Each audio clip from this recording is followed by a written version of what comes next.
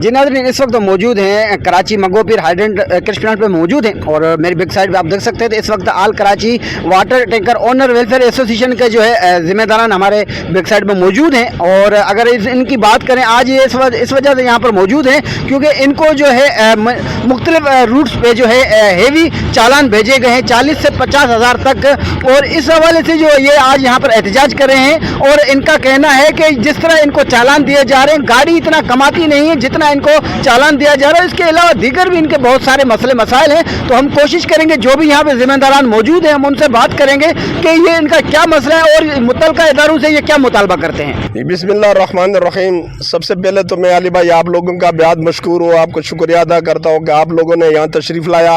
आज हमारे एसोसिएशन के अहदेदार जो यहाँ मौजूद है, अमयून भाई जो स्ट्रीट टोन से आए हुए हैं और चौधरी सगीर साहब जो हमारे नायब सदर हैं, और मैं अल वाटर टैंकर ओनर एसोसिएशन के प्रेसिडेंट हूँ। तो यहाँ के हमारे बहुत सारे इशूज़ हैं खासकर ट्रांसपोर्ट के लिए, मगर ये जो आप देख रहे हैं जो चालान आए हुए हैं ये और स्पीड का चालान पर पे जो है ना 20-20 हज़ार चालान आए हुए हैं। ये सारे चालान नादरा बाईपास और लेंग रोड हाईवे पर और शारा भट्टो पर, वहाँ पर कोई नहीं है क्योंकि वहाँ पे वैसे भी स्पीड अलाव है 70 से लेकर 90 तक। और उन्होंने जो है ना 42 स्पीड पे दिया हुआ है, 48 स्पीड पे दिया हुआ है, 43 स्पीड पे दिया हुआ है, 47 स्पीड पे दिया हुआ है। तो आप मुझे बताओ कि खासकर नादरा बाईपास या लेंग रोड हाईवे पर या इशारा भट्टे पर अगर 30 स्पीड पे गाड़ियां चलते हैं तो पीछे ट्रैफिक जंप हो जाते हैं। यह हमारे जो पहली मीटिंग हुआ डीआईजी कराची की पीर मोहम्मद शाह साहब ने यह कहा था कि जो खासकर शहर के अंदर जो गाड़ियां चलते हैं हेवी ट्रांसपोर्ट उनके लिए 30 से लेकर 40 तक स्पीड अलाव है।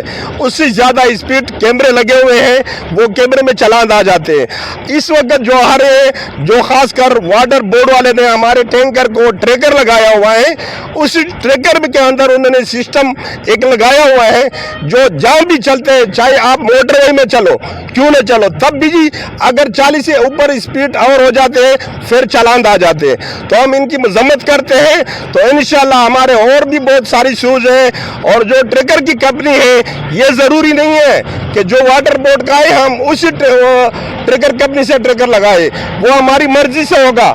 हज़ार कंपनियां हैं जहाँ से हमें सस्ता मिलता है, जहाँ से हमें सहूलत हो हम वहाँ लगाते। तो इंशाल्लाह परसों हम एमडी वाटर बोर्ड से भी मीटिंग करेंगे और वज़ीर बल्दियात नासिर हुसैन शाह से भी मीटिंग करेंगे, हम डीआईजी ट्रैफिक पीर मोहम्मद शाह से भी मीटिंग करेंगे।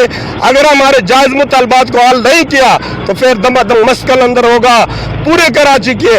हम एक ही प्लेटफार्म पे हैं, हमारे कोई ग्रुप बंदे नहीं है। तो हम इंशाल्लाह जाम हड़ताल करेंगे, कोई वाटर टैंकर तुम्हें रोड पे नहीं आएंगे। फिर मैं बताता हूँ कि आप कराची शहर में किस तरह पानी पहुँचाते हैं। आप एक नाम देते हैं कि वाटर टैंकर माफिया, ये वाटर टैंकर माफिया नहीं है, ये तुम्हारे घर घर पानी पहुँचाते हैं, वही काम करते जो आपसे नहीं हो सकते।